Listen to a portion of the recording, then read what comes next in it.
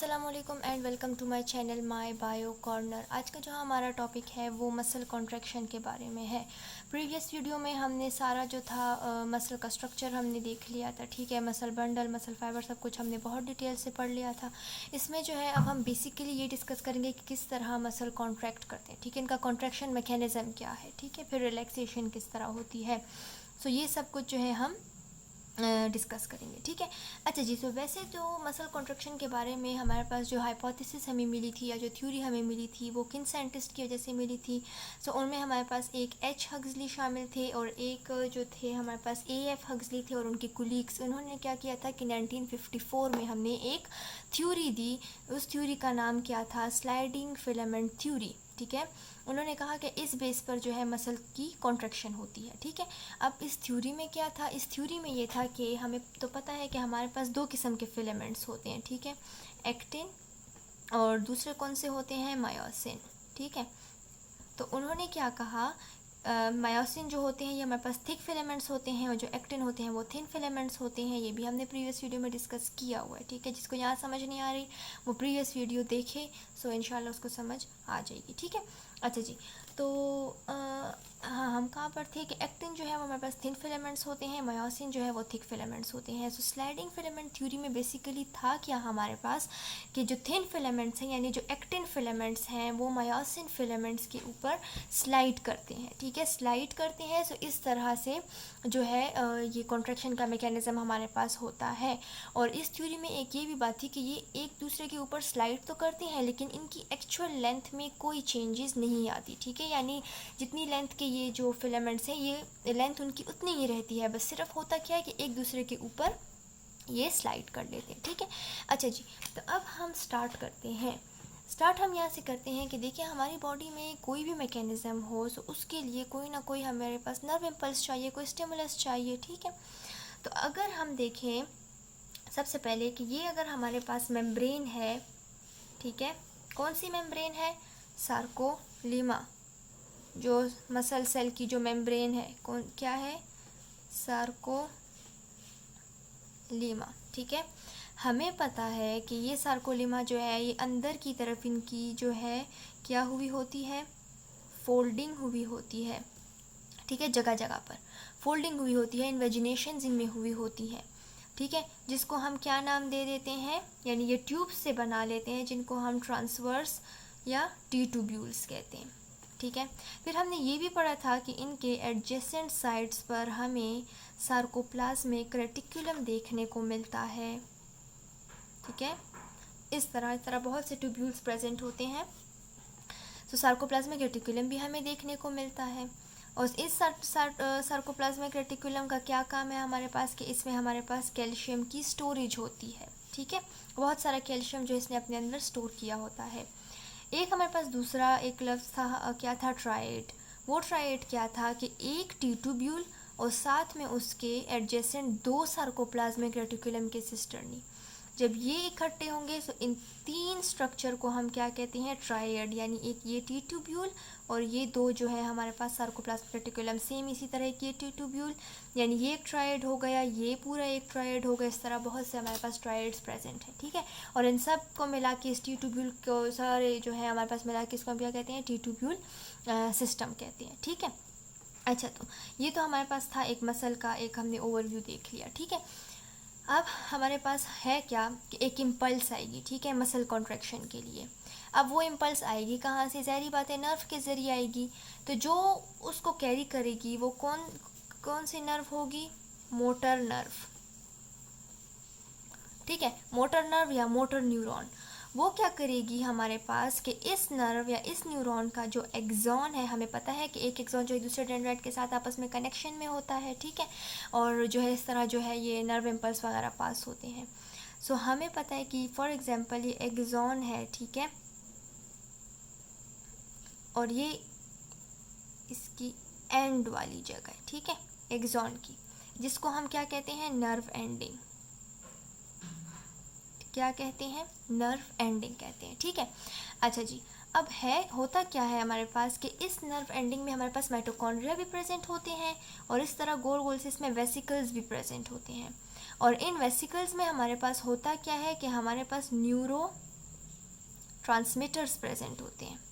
अब न्यूरोट्रांसमीटर्स के इंशाल्लाह हम नेक्स्ट चैप्टर में पढ़ेंगे, लेकिन थोड़ा सा मैं बता देती हूँ कि केमिकल मैसेंजर्स हैं, नर्व इम्पल्स को ट्रांसफ़र करने का काम करती हैं। ठीक है, सो हमने क्या पढ़ा कि ये मोटर न्यूरॉन है, ठीक है, ये इसका एक्सॉन है, उसके आखिरी वाले पोर्शन को हम क्या कहते हैं, नर्व एंडिंग कहते हैं। इसमें हमारे पास वेसिकल्स होते हैं और वेसिकल्स के अंदर क्या है, न्यूरोट्रांसमीटर्स हैं, और वो भी बेसिकली कौन सा न्यूरोट्रांसमीटर है, एसिटाइल कोलिन। ठीक है, मोस्ट कॉमन जो न्यूरोट्रांसमीटर है हमारे पास वो एसिटाइल कोलिन है। ठीक है, अच्छा जी, अब होता क्या है हमारे पास कि नर्व इम्पल्स आई है। ठीक है, अब यहाँ से जो है हमारे पास नर्व इम्पल्स आ रही है। ठीक है, जब ये यहाँ पहुँचती है तो होता क्या है कि ये वेसिकल्स जो है ये इसी नर्व एंडिंग के मेम्ब्रेन के साथ फ्यूज़ हो जाते हैं। सो होता क्या है कि ये अपने सारे न्यूरोट्रांसमीटर जो है ये इस जगह पर इसको रिलीज़ कर लेते हैं। ठीक है, एक्सोसाइटोसिस का प्रोसेस हो जाएगा, यहाँ पर जो है सारे न्यूरोट्रांसमीटर्स रिलीज़ हो जाएंगे। ठीक है, अब जब ये न्यूरोट्रांसमीटर इस सार्कोलेमा या मसल सेल की जो मेम्ब्रेन है उसके साथ आके अटैच होंगे तो होता क्या है कि हमारे पास जो है अच्छा जी, तो होता क्या है हमारे पास कि जब ये न्यूरोट्रांसमीटर्स यहाँ पर आते हैं तो हमारे पास जो सोडियम आयंस होते हैं, ठीक है, वो बाहर की तरफ जाना शुरू हो जाते हैं, और जो पोटाशियम आयंस होते हैं वो अंदर की तरफ आना शुरू हो जाते हैं। ठीक है, अब यहाँ पर क्या होगा कि इन मूवमेंट ऑफ आयंस की वजह से, ठीक है, यानी एक आयन जो है बाहर जा रहा है, एक आयन जो है वो अंदर आ रहा है, इस आयंस की वजह से होगा क्या कि हमारे पास एक्शन पोटेंशियल जनरेट होता है। क्या जनरेट होता है, एक्शन पोटेंशियल, यानी एक मूवमेंट हमारे पास जनरेट हो जाती है। ये एक्शन पोटेंशियल जाता है यहाँ पर, ठीक है, यहाँ पर आएगा। जब ये इस टी ट्यूब्यूल तक पहुँचता है ये एक्शन पोटेंशियल, ठीक है, अब हमें पता है यहाँ पर साइड में हमारे पास क्या प्रेजेंट है, सार्कोप्लाज्मिक रेटिकुलम प्रेजेंट है, और इन सार्कोप्लाज्मिक रेटिकुलम में हमारे पास क्या है, कैल्शियम आयंस है। तो जब ये एक्शन पोटेंशियल यहाँ पर पहुँचता है तो होता क्या है कि हमारे पास ये कैल्शियम आयंस जो है ये क्या हो जाते हैं, रिलीज़ हो जाते हैं। ठीक है, अब ये रिलीज़ हो गए, अब ये ऐसी तो रिलीज़ नहीं हुए। हाँ, मसल कॉन्ट्रैक्शन में सबसे अहम रोल जो है ना वो ये इसी कैल्शियम आयंस का है। ठीक है, ये याद रखिए, ये कैल्शियम आयंस प्रेजेंट हमारे पास मसल कॉन्ट्रैक्शन हो रही है, ये कैल्शियम आयन नहीं प्रेजेंट तो कॉन्ट्रैक्शन हो ही नहीं सकती। ठीक है, तो ये बहुत अहम रोल प्ले करे। यहाँ तक अगर हमने समझ लिया तो आगे फिर ईजी है। ठीक है, कोई इतनी मुश्किल बातें नहीं है, बस ये समझना था कि किस तरह हमारे पास जो है नर्व इम्पल्स आता है, फिर टी ट्यूब्यूल से किस तरह हमारे पास जो है ये कैल्शियम रिलीज़ होता है। ठीक है, अब यहाँ तक समझ आ गई, अब हम आगे जाते हैं। अब हमें पता है कि हमारे पास दो किस्म के फिलामेंट्स थे, कौन कौन से थे, actin filaments and myosin filaments. Myosin जो थे वो हमारे पास थिक फिलामेंट्स थे, ठीक है, और जो एक्टिन थे वो थिन थे। हमने देखा था कि ये हमारे पास जब अगर हमारे पास क्या है, ये हमारे पास एक्टिन फिलामेंट है। ठीक है, ये एक्टिन फिलामेंट है। इस पर हमने देखा था कि हमारे पास एक और जो है एक चेन प्रेजेंट होती है जिसको हम क्या कहते हैं, यहाँ पर मैं इसे बना लेती हूँ। ठीक है, एक और चेन प्रेजेंट होती है जिसको हम ट्रोपोमायोसिन कहते हैं। फिर हमने ये भी देखा था कि इसके ऊपर हमारे पास एक और प्रोटीन एक्टिन और ट्रोपोमायोसिन के ऊपर जगह जगह पे प्रेजेंट होता है। ठीक है, जिसको हम क्या कहते हैं, ट्रोपोनिन। इस ट्रोपोनिन ने क्या किया होता है कि इसने जो यहाँ पर जो रिसेप्टर साइट्स होती हैं एक्टिन फिलामेंट्स की, उसको छुपा के रखा होता है। ठीक है, यानी उस पर ये बैठा होता है, इसको छुपा के रखा होता है। ठीक है, ये था। अब दूसरा हमने क्या पढ़ा था कि हमारे पास जो है मायोसिन फिलामेंट्स हैं। ठीक है, मायोसिन को अगर हम देखें तो वो कुछ इस किस्म के था कि यहाँ पर पॉलीपेप्टाइड चेन थी, सॉरी थोड़ा सा ये जो है अजीब बनेगा, लेकिन और ये इसके हेड थे। ठीक है, ग्लोब्यूलर हेड्स प्रेजेंट थे। हमने ये भी देखा था कि इस पे एक एटीपी बाइंडिंग साइट होती है और एक जो है एक्टिन बाइंडिंग साइट होती है। ठीक है, एक कौन सी साइट होती है, एटीपी बाइंडिंग साइट, और दूसरी क्या होती है, एक्टिन बाइंडिंग साइट। अब ये एक्टिन बाइंडिंग साइट जो है मैंने बहुत नीचे बना लिया है वैसे, लेकिन चलें, एक्टिन बाइंडिंग साइट यानी ये इसके साथ जो है आके अटैच होगा, लेकिन जब तक यहाँ पर ट्रोपोनिन प्रेजेंट है सो ये हेड इसके साथ अटैच नहीं हो सकता। ठीक है, क्योंकि उसने उस साइड्स को जो है छुपा के रखा हुआ है। ठीक है, वो ओपन नहीं है।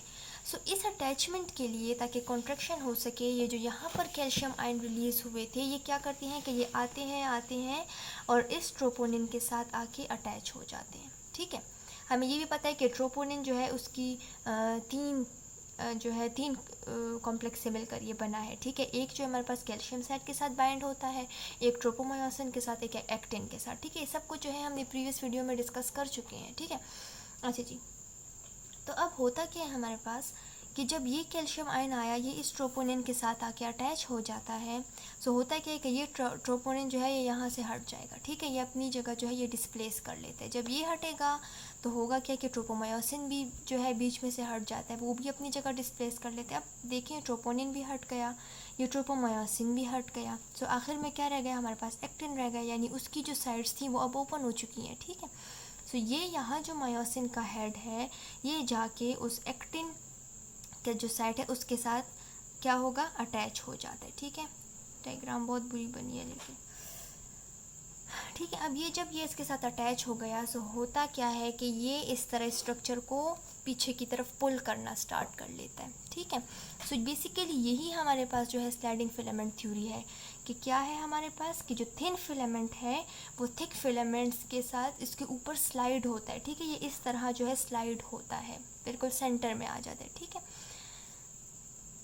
तो ये तो था यहाँ तक। ठीक है, दूसरा ये बात कि इसको दोबारा जो है मतलब इसके हेड को वापस अपनी जगह आने के लिए हमारे पास एटीपी की ज़रूरत भी होती है। सो एटीपी क्या होता है कि ये एडीपी में कन्वर्ट होता है, और एक फॉस्फेट जो रिलीज़ होता है एनर्जी, उसको फिर क्यों चाहिए होती है कि ताकि दोबारा से जो है ये हेड अपनी जगह पे आ जाए। ठीक है, यानी रिलैक्स पोजीशन में आ जाए। सो ये तो था हमारे पास कि एक्टिन मायोसिन क्या करते हैं। ठीक है, अब अगर हम देखें कि हमारे पास जेड लाइंस को क्या होता है, या आई बैंड के साथ क्या होता है, ठीक है, या एच जोन के साथ क्या होता है, तो उसको अगर हम देख लें तो उसको भी मैं यहाँ पर बना लेती हूँ कि अगर ये हमारे पास, मैं एक ही बना लेती हूँ। ठीक है, अब ज़्यादा नहीं बना सकती, कि अगर ये हमारे पास जो है मायोसिन फिलामेंट्स हैं, ठीक है, और ये जो है इसके साथ कौन से हैं? Actin filaments. इनको हमने आई बैंड का नाम दिया था, इनको हमने ए बैंड का नाम दिया था।